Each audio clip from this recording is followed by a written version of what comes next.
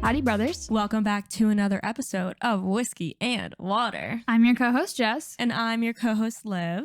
And we are back at it for another solo episode of our solo season. And we are so excited. We say solo, but there's two of us here. People are probably confused about that. Solo as in... You guys know. We are one. We are one. Yesterday, we went to get our hair done at our hair lady. Because we have the same person for everything. Same hair lady, same CPA, same everything. Everything. Everything. And I was like, people are probably thinking like, do you guys do anything separate? That's why I think so many people think we live together because we're together every day. Yeah. Like either I'm at your place or you're at mine. But we live 8 minutes away from each other. So that explains that.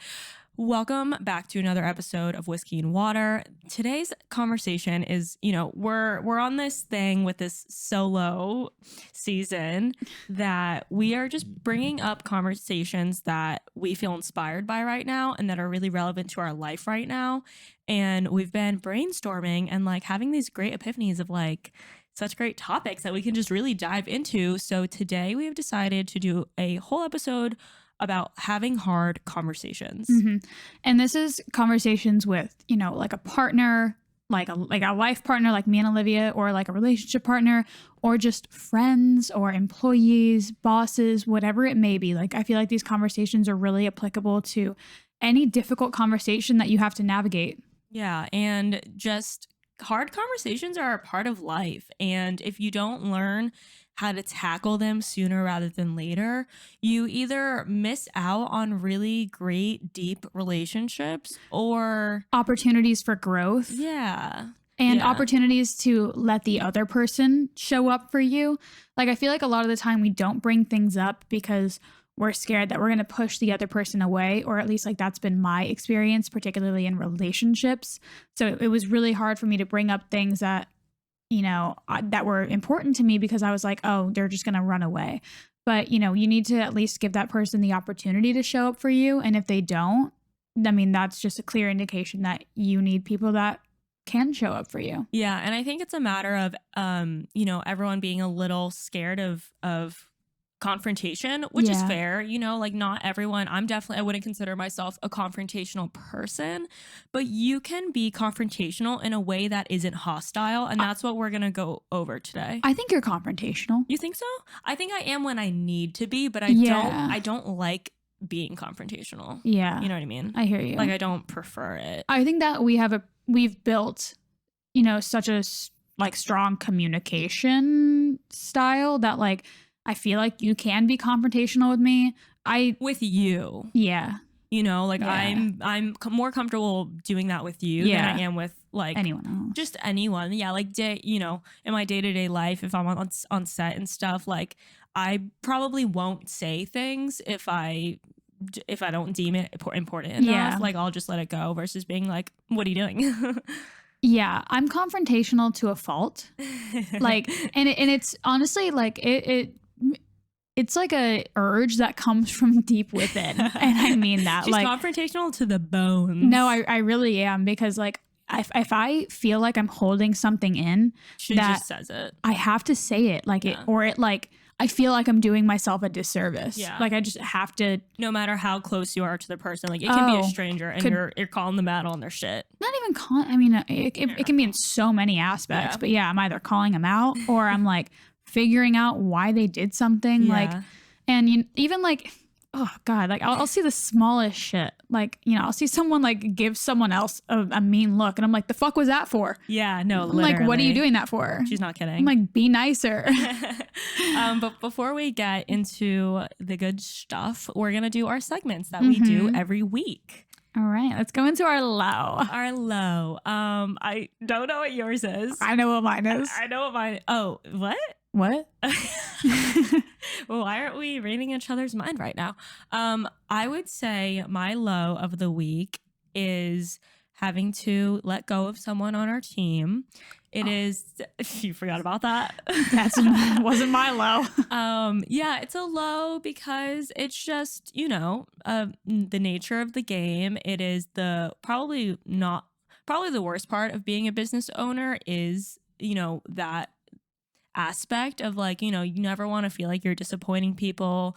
And we handled it very well. Our old employee handled it very, very well. Nothing bad to say at all on either side. Yeah. I think both sides communicated the best possible, honestly. But, it's just kind of a shitty feeling like we wasted someone's time and our time was wasted, but no losses, just lessons. Mm-hmm. But yeah, of course, there's some like sadness and just disappointment associated with that. Of course. And it's like, I genuinely hate disappointing people and it sucks. And I know like, I just hate knowing that like the rest of her day is like probably a little ruined. It's not fun. And that's the first time we have fired personal assistants before. Fired many. That's easy for us to do. But this is the first time we fired someone for mood. And just a little bit of a sad moment. And it's like, we spent a lot of time and energy in like the interview process and like choosing her and like putting a lot of our faith in her. And, we just weren't entirely clear on what we were expecting from a person in this position and what exactly we needed. Yeah. But this entire situation gave us a lot of clarity on that. And we know exactly what we need from someone moving forward and how to communicate those things. Yeah. And, it's such a learning curve. And it's like, if you look back and let yourself get frustrated, you can get so frustrated, but you just have to keep like chucking forward. Like, I mean, and not dwell on like negative things. And just keep moving on, because it's like, if I look back at this hiring process of trying to get someone in this position, I mean, we have like, can't even talk about it. We've been on the struggle bus for a few months now, and trying like, to find the right person. We've been so patient. We thought we had such a thorough interview process down, and here we are, having made not the best decision for our agency and where we're at right now and our needs. So, but it's okay. No losses, just lessons. Right, brothers? Yes, brother. Okay, what's your low? Yes, daddy, brother. Sister, mother, daddy, brother. What's your low, brother? My low is a situation that inspired this episode topic. Because, so your low last week was the other one. Oh, yeah. If that doesn't say anything about my personality, then I don't know what does. Here we are once again. And actually, I think both of our lows are what's really inspiring this episode of having hard conversations. Yeah, it is. Which is, really... I mean, we had a really hard conversation before we recorded, which is letting someone go. Yeah. No, like we literally did that right before we filmed this. Doesn't get harder than that. Okay, what's your low? So, yeah, my low is, we told you guys last week that we were going to the Bahamas last weekend. Which was also my high, but we'll get into that after. But the low was Olivia and I had a tiff. We actually had an argument. And like, we don't normally have arguments. Normally we have like, like conversations. Little conversations or just like little, like with like bickering. But this was definitely a argument. It's a little full-blown argument in public. To be fair, was I drunk? Absolutely. Whiskey, water. Yeah. I mean, come on now. Yeah. Gotta stay true to our characters. Normally I'm not a dumb bitch when I'm drunk. Unfortunately, I let a lot of people down this night. But yeah, it was like so fucking stupid. It was genuinely so fucking stupid. But it wasn't though. Don't invalidate yourself either. Because those emotions were real, Yeah, but it was truly like a misunderstanding. Like I was expecting Olivia to read my mind as she does in a lot of situations. So I had asked her a question and she didn't respond in the way that like I was anticipating her to, and then that led to me feeling embarrassed. And I basically took out that embarrassment on her, and then we were kind of just trying to communicate through that, and she was like, I don't know what I did wrong. I answered your question. And I'm like, I answered your question honestly. And I'm like, well, I wasn't looking for honesty. I was looking for like that reassurance. I was looking for reassurance. Yeah. And yeah, so she just like didn't read my mind, and she was like, well, what do you want me to do? I can't read your mind. And I was like, yes, you can. Yes, you can. So it took us like a while to finally like a hot minute. It did. I was crying in the casino. I mean, yeah, we were both crying. We were crying like in front of people. And our friends that we were with. Yeah, no, like we were like in it, y'all. We were those bitches. And our friends who we were with even like were coming up and they're like, is everything okay? Like, what happened? And we were like, let us be. let us figure it out. I was like shooing them away. And then Olivia's like, you're being mean to them. And I'm like, no, I'm not. But honestly, yeah, I don't think that this miscommunication would have happened, you know, given that I was sober.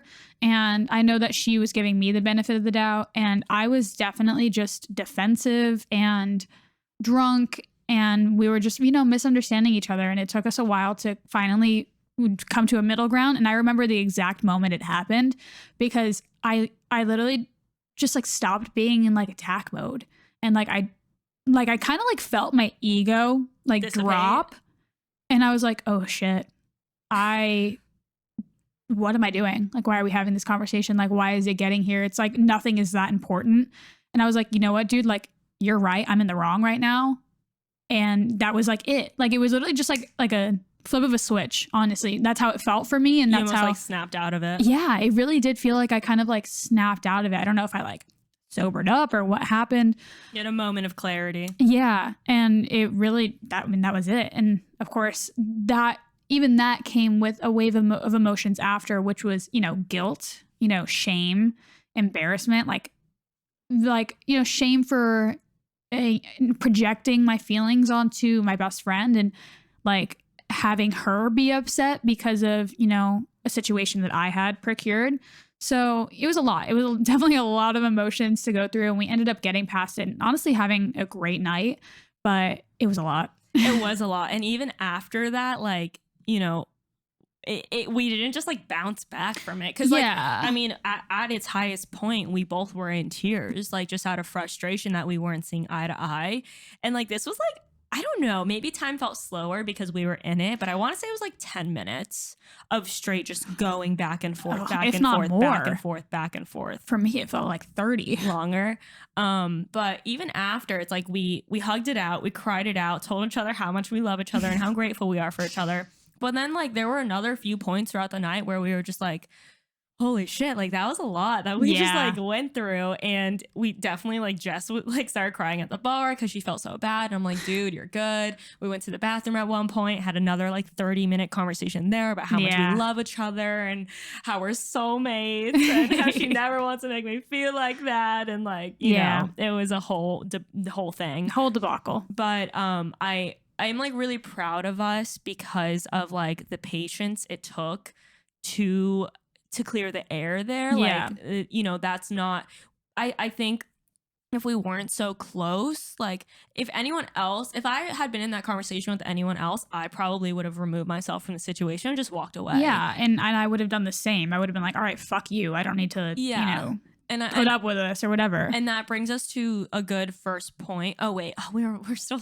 that was our low. We're getting into it right now. But I'll just briefly mention this and then we'll go back to our high and low and our deep dive. But it brings up a good point of like when to have these hard conversations and when to not, and like who to have these hard conversations with and who to not, because sometimes you are just wasting your time and your breath if the other party isn't open to like hearing you out, if you're not trying to truly come to a solution, to a solution, to like a mutually beneficial solution, like truly trying to hear each other. And like you could be so transparent and let your guard down and be vulnerable and be trying your best to communicate, and that other person could not be. And that's when it's like, you know, time to assess the situation and be like, okay, they're not even trying to hear me. It's not worth having this hard conversation. It's really only worth it if both parties are open, like heart open, out of love, solution oriented, and like, let's figure this out and be truly vulnerable and transparent with each other. Yeah, exactly. Okay, we'll get back to that. High. Put a little fold in the book there. All right, now to the highs. High. Is yours Bahamas? Yeah. Mine's Bahamas. Bahamas was so just splendid, lovely, amazing, a dream, a fever dream. Oh my God, guys, it was so good. We ended up bringing our friend Truman. who I think I mentioned this. We did last week. So he ended up coming. We ran into our friend Carlos, who does the like marketing for the hotel. He like responds to my story while I'm at dinner with them, and he's like, "What the fuck? I'm here too." And I'm like, and "What?" we're like, and this is like a good friend of ours from back in the day, long time friend. Like when we first got on Instagram, he was one of the first photographers that I ever really started shooting with. Like we were close, you know. Yeah. And it was just so dope and such a perfect mix of friends. And the four of us, the rest of the weekend, just had a fucking blast together. Guys, we saw Iggy Azalea. We ended up going. She was fire as fuck. Last week we were like shitting on her. We were like, oh, I don't want to go out. I'll pay to not go. Okay, we take that back. Iggy killed it. She was fire. And we stan. She's a queen. We ended up like hanging out with like her dancers that were like on stage with her, and they were so sweet. And it's just like so cool. It was great. And we got so many good like ocean swims in, and those are just true. Like we were just rolling in the sand, doing handstands, like literally like playing. Like it was so healing for like our inner child. Yeah. And oh my God. It was just healing, honestly. Got high on the beach off some Bahamian weed. Drinking coconut water out of a coconut. Oh my God.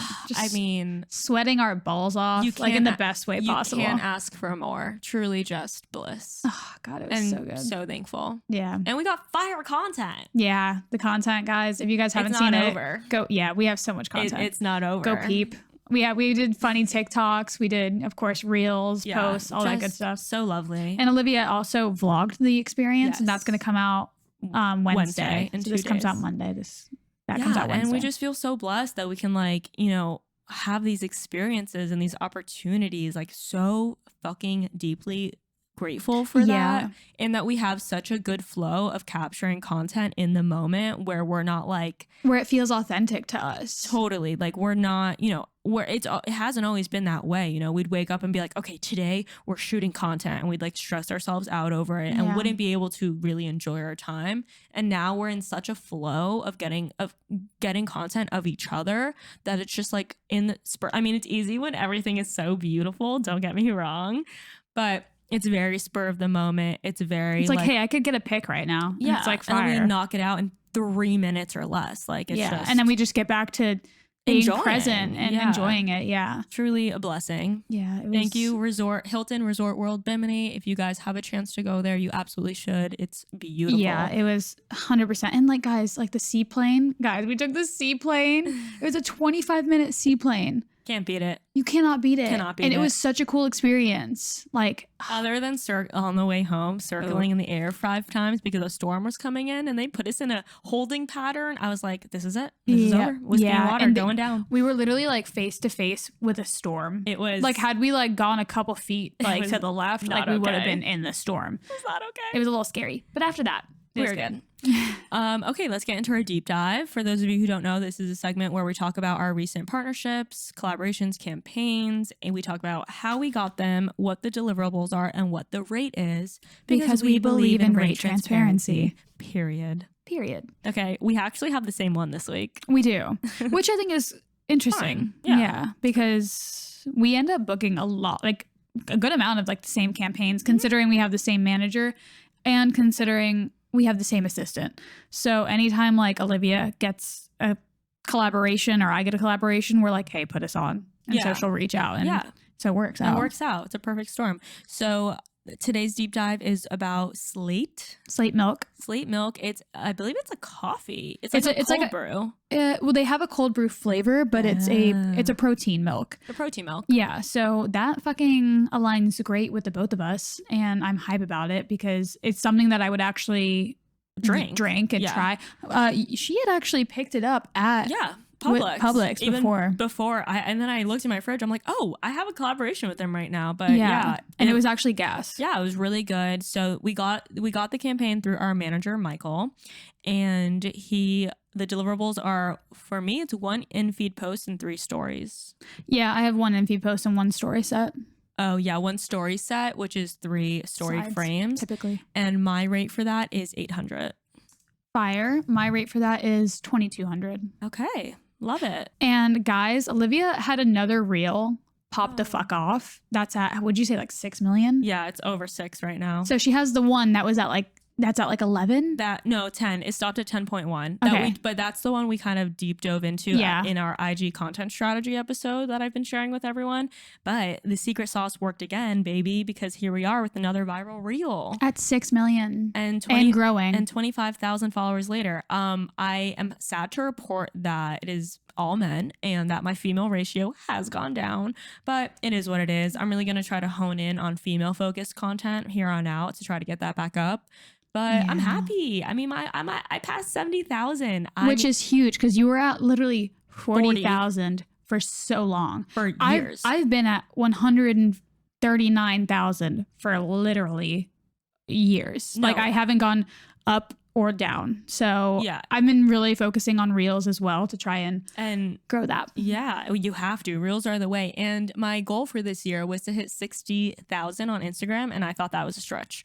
So period, bitch. I'm happy. My goal for TikTok is 100,000 for this year, so I'm trying to hit that. And let's fucking go. Feels great. Love it here. And it's actually crazy because like my reels are doing so much better than like my fire photos. Like like your page. Like when you drop a fire photo, you're like it's gonna do well. But like I did like a static post of me on the beach, right? And it got close to 1,000 likes. And then I did the reel. And it got 800 more likes than the post did, which in the past, does it have more impressions? Like, is it seen by more people? So the reel was seen by 13,000 and the post was seen by 7,000. Wow. Yeah. So like almost double the impressions. So it just shows that the algorithm is favoring video content. Yeah. And then my reel yesterday has 2,500 likes, which is like really high for me. And yeah, I think for everyone listening, just get in the habit. Every time you go to take a photo, take the photo, but also get video of that. Yes. Or take a reel instead. And it can be like really simple. It can be like what you were already going to get a picture of, like your outfit, for example. Just get a video of you posing and post that as a reel. It can be 3 seconds. It can be 5 seconds. Post it as a reel instead. And use hashtags and thank me later. Yeah. And watch your account blow up. Yeah. And if you guys haven't taken the chance to listen to our episode a few episodes ago about IG content strategy, make sure you give that a listen as well. Yes. Because we deep dive into it. Okay. We are going to take a pause to thank this week's sponsor, and then we're going to get into it. All right, guys. So today we're going to tell you about Foreplay. They are a top-tier innovator on the lingerie, costume, and swim scene. So with looks featuring trend, intricate design, and overall sexiness, they've created a lane for themselves and dominated the industry. Aside from cooking up greatness for the brand, the designers of Foreplay create custom pieces for A-list celebrities, entertainers, and world-renowned artists, allowing the consumer the opportunity to wear a style fit for a trendsetter. Their Instagram is Shop Foreplay, and their website is www.foreplaycatalog.com. They deliver to most countries, except countries in Europe due to their strict shipping policies. And of course, we have a code for you, so you guys can go get yourselves some little outfits and to look sexy. Exactly. Our code is WW20, as in whiskey and water. And guys, go shop. Let us know how you like it. Yes. So we gave you guys a little taste of what's to come this episode. But I feel like a lot of people, I think you kind of see it like in like as a kind of fly on the wall. You see all these people like kind of cycling through friends, like that they're like a serial best friender or a serial dater, and you're always like, why don't they have like one solid best friend? And I feel like a lot of people in just in Olivia and I's like life have always asked us like, how is it like working with your best friend? And a lot of people always say, oh, like don't get into business with family or your best friend, like it's gonna ruin it. And like we have always been like proponents of like, nah, fuck that. Like as long as you guys are trying to grow towards a common goal and you truly understand each other's intentions, like you can be unstoppable if you would like to be, you know what I mean? If both sides would like to be. It's a tango, it takes two to tango, baby. And I feel like obviously like us doing like spiritual work in our lives has definitely benefited that because, we both understand that we're like on a journey and doing our best. But we've had to have really, really difficult conversations throughout our entire friendship that have only made us stronger. Like starting from when we launched the podcast. Like I remember one of our first really difficult conversations was I brought it up to Olivia and I was like, I don't feel like your best friend anymore. Like I feel like we're co-hosts. Do you remember that? Yeah. Mm-hmm. Yeah. What I remember the verbiage I used. I think it was during quarantine almost. It was.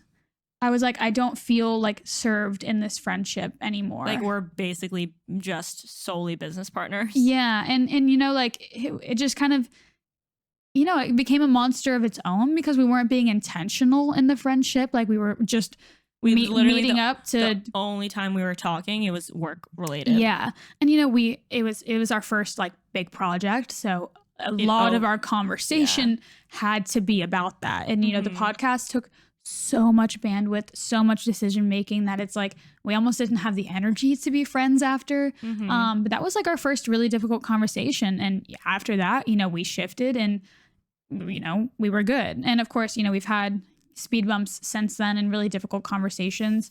But that's why our friendship is so strong. And so we're going to talk about like that. We're going to talk about conversations that we've had with our group of friends and how we kind of had to initiate those difficult conversations because otherwise we knew that they wouldn't happen. They would run away. Yeah, or they would try to run away and we're like, no. Yeah, and you're going to be friends with us. Yeah, and I feel like maybe people don't understand why it's so important to be able and willing to have these hard conversations and how to navigate them. So we're gonna go. I feel like we kind of touched on when it's worth having and when it's not. We can dive deeper into that if we need to. We're going to talk about why they're important. We're going to talk about how to approach them and how to navigate them. Yes. And I think the biggest reason on why these are important is because you literally cannot have a deep relationship with someone if you haven't gone through hardships with them. And, you know, there's a lot of surface level friends in your life, but until you have a bad argument and get past it, it's like every time you have those hardships, you guys you level up. You're getting closer and closer and deeper with that person. So it's like, I even always ask when people start dating someone new, I'm like, have you had your first fight yet?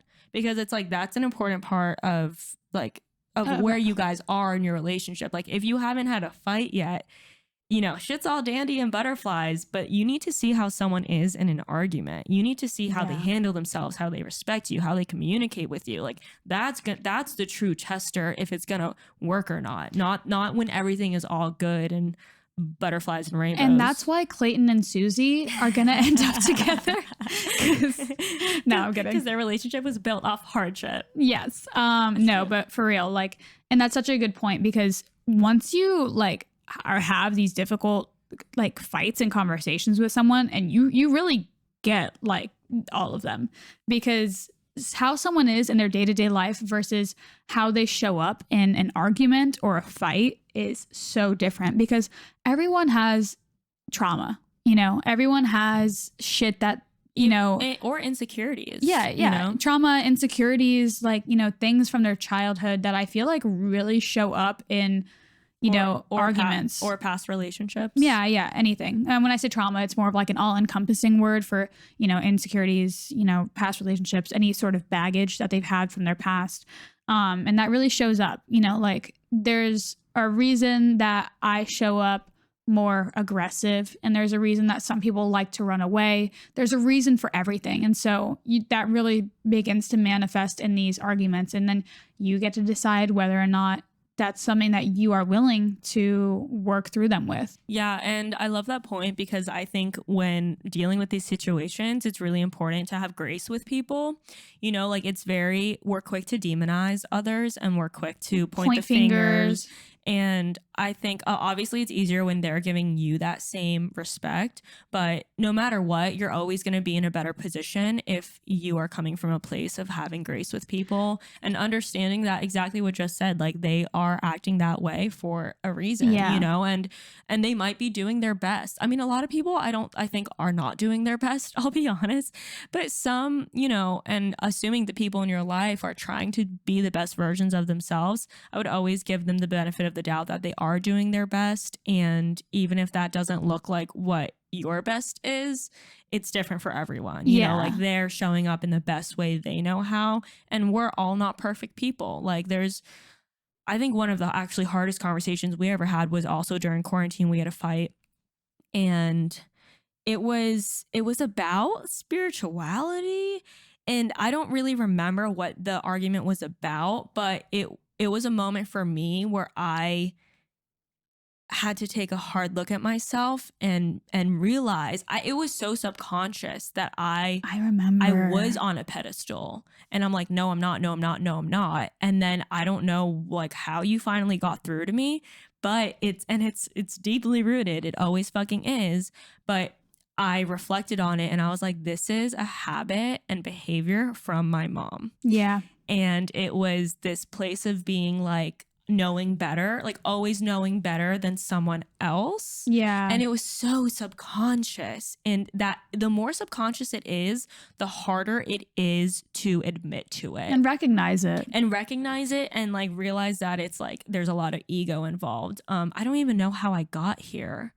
But basically, I'm saying like we're not, no matter how perfect you think you are, there's so many subconscious behaviors that you're not even aware of. Yeah, and it was something that was even hard for me to recognize until it was so nuanced. Yeah, like there's so much going on, and we really are just like trying our best. And you just have to be willing to put your ego aside and understand that maybe I don't know what's best right now. Exactly. And having grace with other people and having grace with yourself too. And just you're doing your best, and that's all you can ask for. With that all being said, it's really important to ensure that like you're not being taken advantage of or gaslit. Yeah, because it's like you have to understand like when to throw in the towel. It's like picking your battles, and it's picking your friends, and it's if you continuously bring something up to a friend or a partner that like they're crossing a boundary, or you don't feel heard, or you don't feel seen in the relationship, and they either reassure you and change doesn't happen, or they don't reassure you and change doesn't happen, you then have to make the decision to serve yourself, because essentially choosing to stay in these toxic friendships or toxic relationships, like you're doing a disservice to yourself. And taking back that power is so incredibly liberating. And I can really speak from experience, because I allowed an ex of mine to walk all over me for a very extended period of time. Like this person literally broke up with me 10 times, and I took them back every single time. That is not an exaggerated number. That's not an exaggerated. You guys, I do be exaggerating numbers, but not this time. That is not an inflated number. I can vouch for that. And honestly, it was the darkest time of my life. Like I have never been more anxious, more depressed, more lost, and more insecure. There was a trickle down effect of allowing this person to walk all over me, how that affected my life and continues to affect my life. And the minute that I chose to not continue to allow that behavior, my life like entirely changed for the better. You know what I mean? So it's like you have to realize when something is a lost cause, and when someone is actually not going to change behavior, and when it no longer like can benefit you. Like you can sit there and you can, explain all you want, and you can come from a place of love. But if that other person is not hearing you, and they're not in the capacity, like, because it's not like some people are doing it with malicious intent, and some people are genuinely just lost and cannot change because they aren't doing the work, and they're just not self-aware enough to come to be in a place of like being vulnerable or being open, or just recognizing their own behavior, and you kind of have to like look at everything in perspective, and from an unbiased standpoint of like, if I were an outsider, what would I think of this dynamic? Or like if this was my best friend and her boyfriend, would I ever allow her to be treated like that? Like that's like my biggest thing. And like I think about like, Olivia, or I think about my little sister, and I'm like, if this guy was treating my little sister like this, I would choke him out with my bare fucking hands. You know what I mean? Yeah. So obviously there's so much context to a situation, and we can't sit here and say like, this is when to throw in the towel. That's a decision that you have to make on your own. But hopefully you have tried to navigate these situations to the best of your abilities. And if that's not working and it's not continuing to work, I hope that you can, put your foot down and accept that you deserve better, because you do. And there's someone that will treat you better, whether it's a friend or whether it's a romantic relationship or a family member or family. Like, and I feel like, I really don't want this to be like kind of like hung up into like romantic relationships, because just as important are your friends and the people that you surround yourself with every single day, and like, and employees and coworkers. Yeah, and anyone that you spend an extended period of time with. Like, you are the product of the people that you spend the most time with. Like, it's a fact. And having good friendships is so important, because if you have a toxic friendship, it's like when we've had toxic friends, and it's like being in a toxic relationship. Like, it affects you so heavily, and you just need to be able to either, stand up for yourself and cut off these friendships the same way you would a relationship, or you need to be able to navigate these difficult conversations and get past it. Mm-hmm. Yeah. When to grit, when to quit. You got to figure it out. You're on your own, brothers. Yeah, no, right? I'm kidding. And a situation that came up recently actually was with our group of friends that we shoot content with. And we kind of had somewhat of a dispute over a trip that we're planning. And it got to a point where they were ready to quit. And me and Jess are over here like, what? What? That's like not even an option. Yeah, they were like, one of them said like, I really don't like how this is being handled, so we're actually not going to go. And I was like, nah, y'all aren't leaving it at that, bro. And it's not like, I don't think either of us took it personally. It's not like, oh, they don't value us as friends. I think it just might be what they're used to doing in friendships, which is walking away and not having the patience or confrontation or grit to have the difficult conversation. So we were like, okay, no, like this is a bad situation. And actually Jess was like, I feel like at the peak of it, Jess was like, I feel like I want to cry. And I'm like, okay, no, we need to get this handled. I'm like, let's call them. There's no reason to cry. Good old fashioned phone call, that's the hard conversation. Like, I even feel like through text it's easier, but like on a call, it's like you're giving it everything you got. Yeah, and it kind of catches the other person off guard in a good way, because we were going back and forth through text for like a minute, and it was kind of just escalating, and spiraling, and we weren't coming to a middleman. And so I was like, okay, you guys are fucking talking a big fucking game over text. Let me call your ass and put you on the spot. You need to be nice, like. Yeah. And the way we approach this, and this is important because this is the first time we've had this hard conversation with these friends. So like the first time you do it, it's really uncomfortable. Like I feel like we're in a place now where it's like, all right, it's just another day. We're having a hard conversation.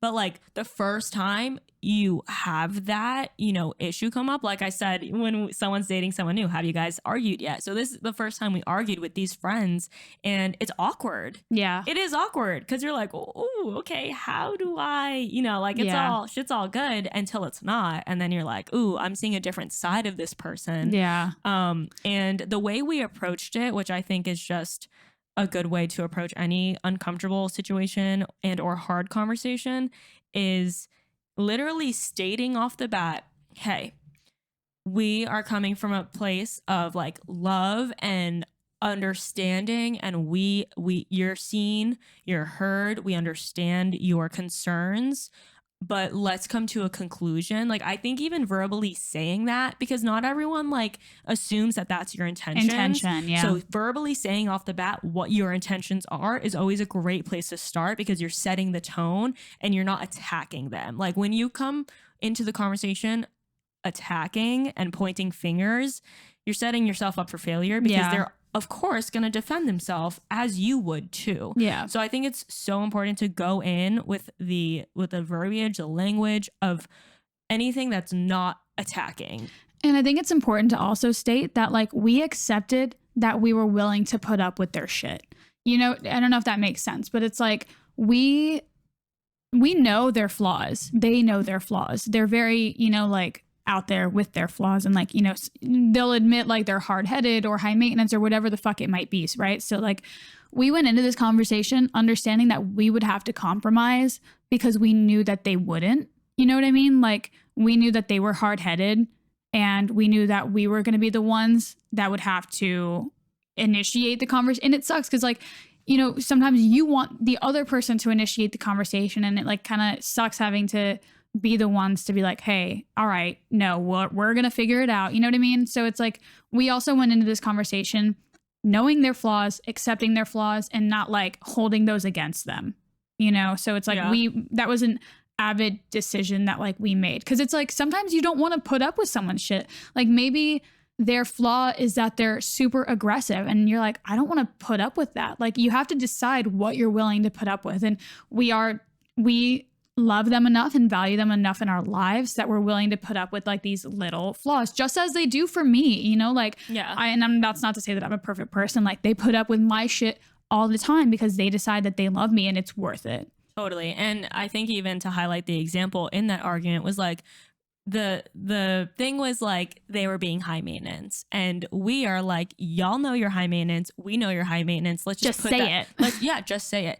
And it was like, we're not telling you to not be high maintenance because that's who you are, and that's totally okay. Yeah, we're not trying to change that. Our issue here is that we don't love how you went about this situation. So I think it's also important to like, you know, we're not going to sit here and try to change someone. We're just going to communicate why we feel like, you know, the situation could have been handled better. If that makes sense. Yeah. And just to kind of like dive into like how we navigated it. Yes, we called them and we, you know, stated our intentions off the bat. And we said like, we all want to go on this trip. Like, let's make it happen. Let's make it happen. Like, we're going to have so much fun. I apologized for if I had rubbed anyone the wrong way, because I knew that I was being a little confrontational in the text, hoping that it was going to pull something else. It was going to, you know, warrant a different reaction, and it didn't. It, you know, it caused them to, you know, retreat rather than, you know, come to a common ground. Come to a common ground.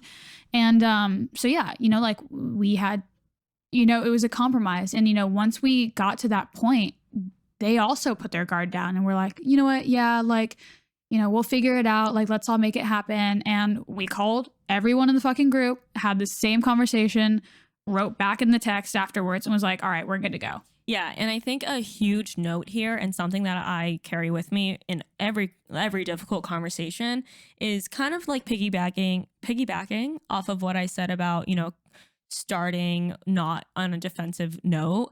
And the best way to do that, and it's uncomfortable for a lot of people, but the best way to do that is to be vulnerable. It's to come in and completely have your guard down, because then it makes them feel like they can let their guard down and also be vulnerable. Like I don't really believe you can reach a middle ground unless both sides are being vulnerable. Yeah. You know what I mean? Because it sometimes gets to a place of like, it's deeper than just what we're talking about. Like, it's not about you leaving your dish in the sink. It's about me feeling disrespected and like you don't value my time. Yeah. You know, like it's all deeper. It's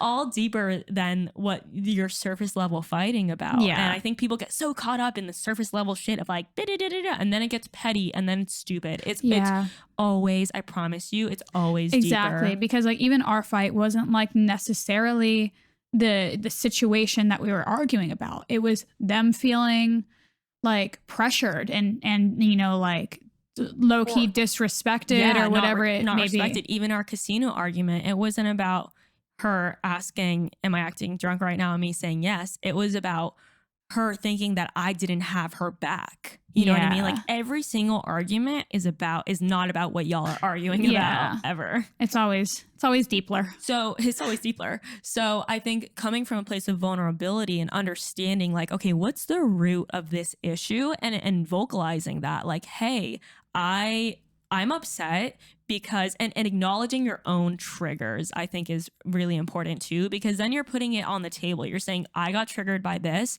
because of this, and I know that, and I'm aware of that. One, it makes them more open to admitting their triggers, and two, they can't rebuttal, because they can't call you out on your trigger, because you're calling yourself out. Like, the more you own your shit, the faster you can get to a solution, and the less they have to rebuttal with, because it's like, you're putting all your shit out on the table. I know my fucking flaws. I know where I went wrong. Exactly. It's not like anyone's gonna be like, you were so aggressive, Jess, because like, I'll be the first one to fucking say it. I like, was fucking aggressive, and that's my bad. Or this is what you signed up for.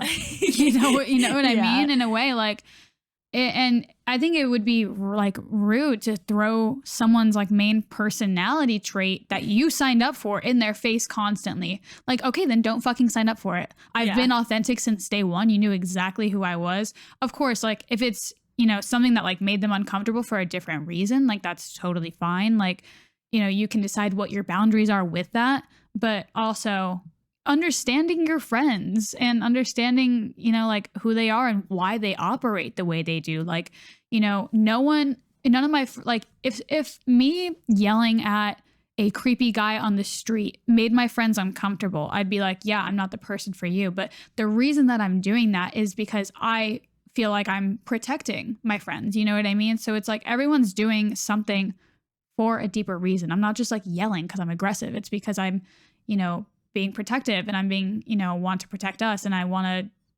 to have men feel inferior. You know what I mean? So it's always deeper. Yeah, and I love that you said that, because it's like how I feel like how people always preach, like, if you don't like what someone's posting, you can unfollow them, and it's the same in real life. Like, it's the same in real life. If you don't like someone's aggressiveness, energy in general, like, we're not keeping you here with a gun to your head. Like, you can leave, and that's not, that's obviously nuance. Like, everyone is working on being the best version of themselves, but there are some things that are just like, people are the way they are, and like, you're not obligated to stick around, and they're not obligated to change for you to be comfortable. And I'll never take it personally, just as anyone should. Like, if someone, I met someone like at a party or on set, and like, they weren't like vibing with me, like, it is what it is. Yeah, that's cool for you. It's a genre. You're missing out. Not everybody can get on the Rasta. TikTok. TikTok. And I think another really great tip for you guys is, I mean, it depends on the type of person you are. My take on things, and I already know that Jess doesn't feel the same way about this, is like, I'm all for apologizing even when I don't necessarily think I'm in the wrong. Like, I will apologize for the situation in general. Like, I'm sorry that this is even happening. Although, like, I'm not to say that I'll let people walk all over me or fold when I don't think I need to, but like, just sometimes it's easier to get to what you're trying to accomplish when you are the first one apologizing. And it doesn't even have to be for your own behavior. It can just be for the situation, because it's like, of course, like, isn't everyone sorry that we're in this uncomfortable situation, Yeah. And I think just even like bringing that energy into the conversation loosens things up and makes people feel like they can apologize for their behavior if you feel like they're in the wrong, Yeah. And I completely understand like that tactic, and I think that it does have a place. Mm-hmm. I just, if I feel like disrespected, or if I feel like someone truly did something wrong, I mean, I'm gonna try and open up the conversation as much as I can without feeling like you're bending your own boundaries. Yeah. Because that's something I do not put up with. Yeah. And I think it's also just important to take accountability, of course, when you can, like, in a lot of situations when we're pointing the finger to our coworkers or our employees or whatever it is, it's like, we always try to say, like, first off the bat, we could have done a better job explaining this, or we could have been better managers for you. We could have given you more structure. Like, I think off the bat, when you take accountability, it allows others to take accountability for themselves as well. Yes, which, as we mentioned earlier, we did have to let an employee go this morning, which was, I mean, a difficult situation. It's never easy. And again, like, we had made an investment of time, money, energy, and it really just kind of sucks to see that, not come into not blossom into something that we wanted it to.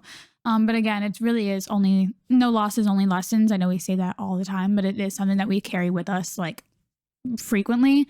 And yeah, it was a difficult situation. And that, I mean, how we navigated it was exactly what Olivia said. Like we came into the situation, and although hopefully she doesn't listen to this, although in reality, she had made multiple fuck ups, you know, just putting it out there. Like there's a lot of things that, you know, we had to repeat.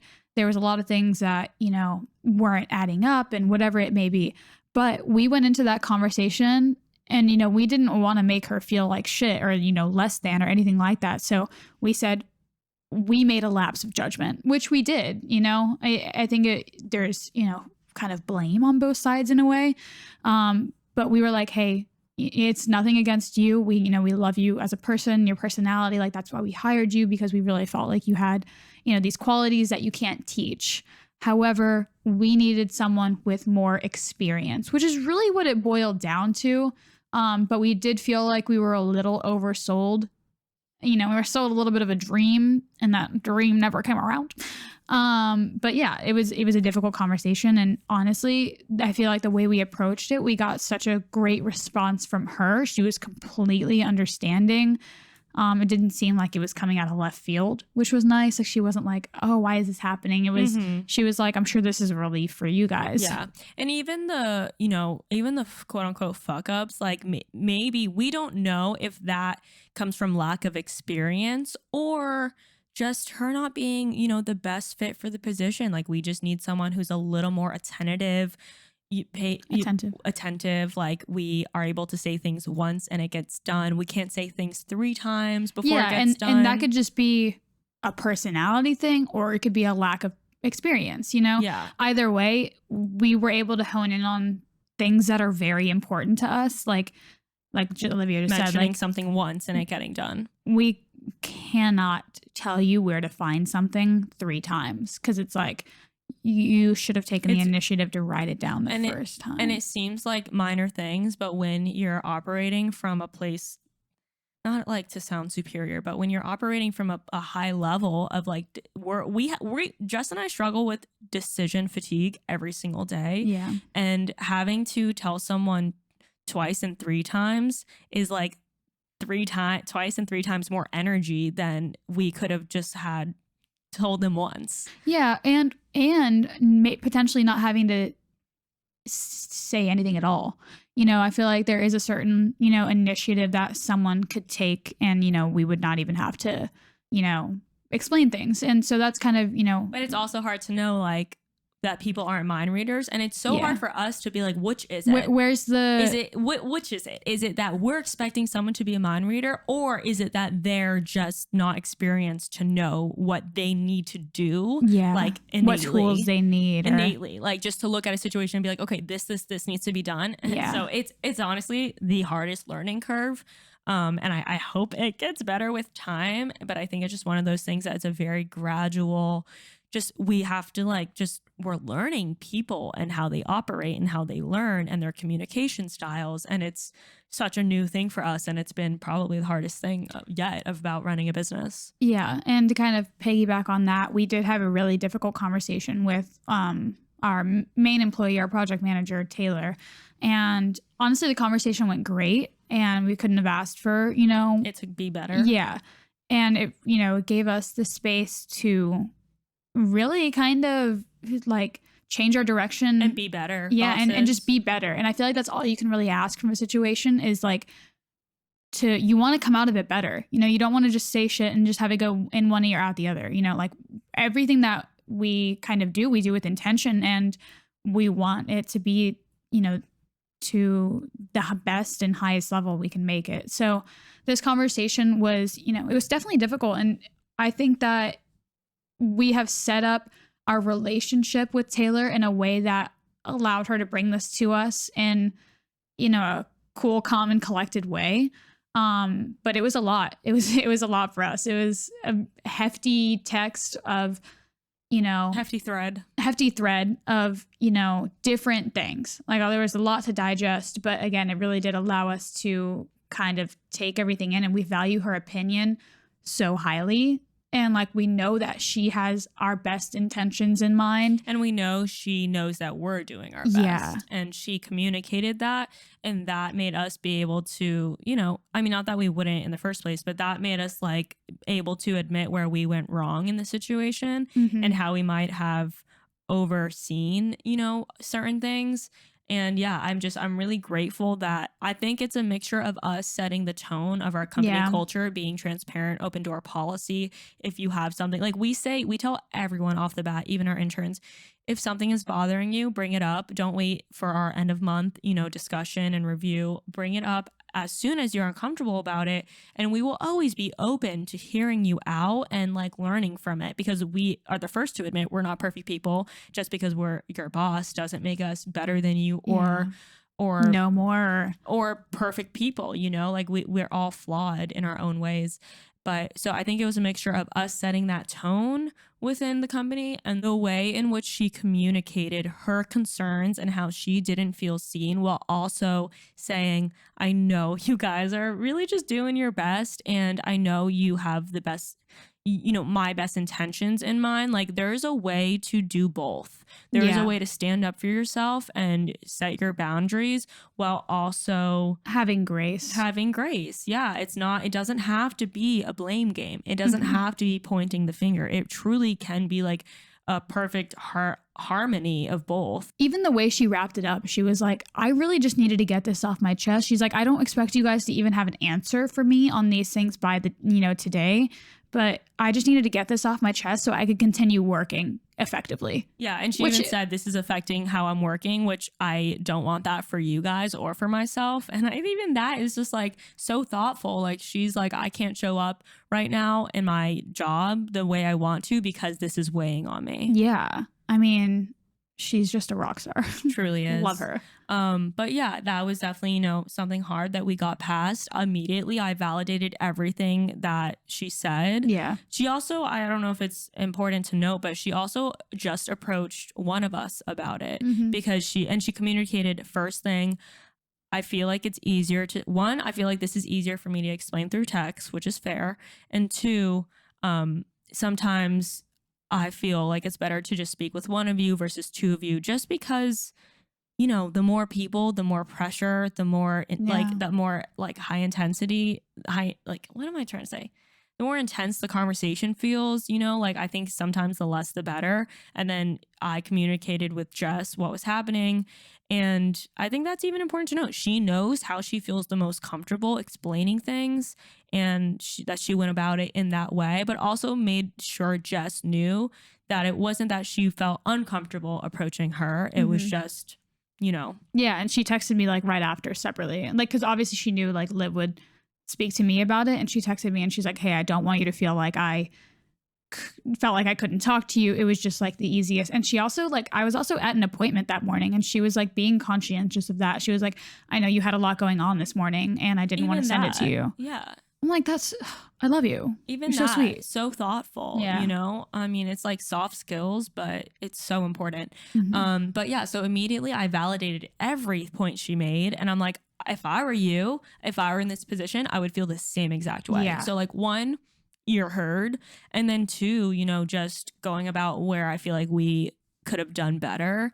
And then going about, and then explaining like what we're going to do from here on out to take proactive steps to fix things or to just make her feel more comfortable. Yeah. Or make sure, you know, something never happens again or whatever it may be. Yeah. I feel like, you know, giving someone proactive steps really, you know, and just taking the initiative to make sure that they feel not only heard, but like seen, you know, and prioritized too, you know, like let people know that they are important to you and that you are going to prioritize their needs, comfortability. Yeah. Like, I mean, I think anyone, even like in romantic relationships, friendships, people want to feel important. People want to feel prioritized. They want to feel valued. They want to feel seen.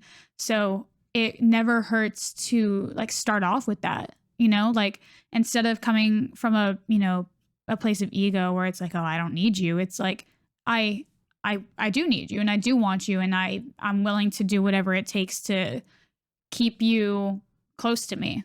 And I also think that it's so easy to gaslight other people, and it's so easy to be gaslit. And Unintentionally too. unintentionally, totally. I mean, I even want to even do a full episode on this, because that term gaslight is so like kind of trendy right now. Yeah. Like it's coming up a lot, but I think we all unintentionally at times gaslight each other. I mean, it's like you're almost just defending yourself. But I think a way to avoid that, and a great note for just every conversation, is when someone expresses their concerns. I think off the bat for me, the first thing I do is kind of validate. And although their points may be like something that I don't agree on, or just straight up completely wrong. Like sometimes Tyler says shit and I'm like, no, you're wrong. You're literally, there's no part of that is correct. I at least validate his feelings, you know? And it's not saying like you're right and your actions are right, but I'm like, okay, I can say that your feelings are valid and your emotions that you're feeling right now have a place, and give him space for that, even though the actions and behavior might be wrong. Does that make sense? Yeah, I think it's like letting people know that, like, however, you know, like sometimes we're just coming from like, you know, like sometimes we're coming from like hangry, sometimes we're coming from hormonal, sometimes we're coming, like, not all of us are operating at 100% all the time, but that doesn't mean that the feelings that we're having aren't valid. You know what I mean? And it's like, fine, like you can 100% have those feelings. Not that I agree with, you know, whatever it is you're bringing how up. you went about it or something. Yeah. Anything. But I think just off the bat, validating someone and saying like, I hear you, you know, even that short little vocabulary to throw in is really important, because it's like if that person doesn't feel heard, it's really, you're not going to come to a solution. You're not going to come to a middle ground. You like have to let them know like, hey, I hear you. I hear what you're saying. Because when it's just back and forth, defending yourselves and no one's hearing either side, it's not going to get anywhere. Yeah. You'll never reach a common ground. Yeah. All right, you guys, I feel like we covered all 4 bases here. I feel like we covered a lot of ground. We got first base, second base, third base, and home run. I feel like we really just went for it. I hope you guys found like value in what we were saying, because we kind of just like, you know, spoke about like our situations, but I feel like we spoke from the heart. Yeah, we did. And we spoke about like, you know, shit that has affected us in friendships and partnerships, relationships, and, you know, working situations. I hope you guys feel validated by this conversation. I hope you feel like you've gotten kind of the reassurance or the strength you need to have these difficult conversations with people in your life. And I hope you realize like why it's important and why it's worth it. Because not only is it good for like, you know, the relationship that you're dealing with, but it's also really important for your own personal growth. Like the things that Jess has brought to light for me were like what do they call them? Like your shadows, or like, oh, it's like shadow work. Shadow work. It's really like so much stuff. Like I mentioned earlier, it's just subconscious behavior and tendencies that you're probably not even aware of. So much of these conversations are self work and deep work for yourself to be a better person. They are literally just opportunities to become for growth, the best version of yourself. You know, like that's why you can't shy away from these things. It's why it's. You have to lean into it. Yeah. I mean, as uncomfortable as it is, you have to lean into these situations. I mean, it could be as simple as like, you know, writing a text. It could be as simple as like sitting someone down. It could be as simple as writing an email to a brand that, you know, is overstepping your boundaries. You know, it's difficult to have hard conversations. What makes you uncomfortable is your biggest opportunity for growth. Growth happens outside the comfort zone. Yeah, we haven't pulled that card out in a while, but it's so true. Yeah. And I think so often we want to feel safe and feel secured, and we run away from things that make us uncomfortable. But truly, growth is really on the other side of that. So when you see something uncomfortable, have that foresight to go towards it and lean into it instead of running away from it. And then it'll become a habit. Yeah. It really will. Yeah. Like I think that at this point in our partnership and our lives, like we really do lean into uncomfortable things, and it will become second nature to you. Because we know how fruitful it is on the other side. Yeah. So we're here to tell you it's worth it, even though it's uncomfortable and messy and feels nasty and uncomfy. Yeah. Go towards it. We love you guys so much. We truly hope this was valuable for you. If you have any other episode topics and ideas for us, please let us know. Reach out to us. You guys know we absolutely love hearing from you. We're going to begin ending this episode and future episodes for this season on a note of gratitude, because we just felt like we used to do that a few seasons ago and we just wanted to bring it back because we're grateful bitches. Yeah. So my moment of gratitude is that I love what I do for work. And as stressful as this week has been, and I even today was having anxiety just about how much we had to get done today. We had to shoot 3 reels for a mood client. We have to shoot 2 podcast episodes back to back because she'll be out of town next week. And I was having anxiety about it, but I always bring myself back to this place of like, I don't have to create reels. I get to create reels, and you know, I get to make money from that, and it's creative and fun, and I love having these conversations and showing up for you guys. Yeah. So yeah, I'm grateful to truly enjoy what I do and be happy every day doing it. Yeah. I'm actually also grateful for work today. Particularly in the sense that like I don't have to fucking wake up at the ass crack of dawn and go into an office. Like and if that's your vibe, that's your vibe. That's your journey. Not here to invalidate it. Just saying I fucking love waking up pretty much whenever I want to and being able to work from home and just to like have the freedom to like call this work and like sit here in my office in my apartment and do this and end my day realistically whenever I want. Like I'm just so grateful to work for ourselves. Even like today in the elevator, some guy was like, "Oh, like what do you do for work?" And I was like, "Oh, I own my own company." And he was like, "That's sick." And I'm like, "Yeah, the fuck it is." Fuck right. It is sick. And I love it. Like, it's just. And it hasn't always been that way. So I think like we appreciate it even more because we were in a place of showing up to work really miserable and hating our lives for so long. And even just kind of like working for others and kind of being unsure of the work quality that I was producing and not being a mind reader. So not knowing if I was showing up exactly in the ways that, they needed me to. And just kind of like that uncertainty of like, do they even like the work that I'm producing? Like do whatever. They even like me? Yeah. So it's like, it's incredible that I get to wake up every day and, do work that we love and that our clients love. And it just feels very aligned and I'm just incredibly grateful for it. Same bestie. Okay, you guys, we encourage you to also take a moment of gratitude right now, whether you're cleaning, whether you're driving your car, whether you're walking your dog. It can be something small, it can be something huge, but it's so important to carry that with you throughout your day and just operate from a place of gratitude because it will completely change everything. It will. Guys, if you enjoyed this episode, please, please, please take a screenshot, tag us on your story, share it from Spotify, whatever you got to do. Share it with a friend. Share it with a friend who you want to have a hard conversation with. Exactly. That friend that's been fucking annoying as fuck about having hard conversations, send this to them. I know I'll be sending this to our bitches. So again, guys, thank you so much. If you feel inspired to leave a review, we would so appreciate that.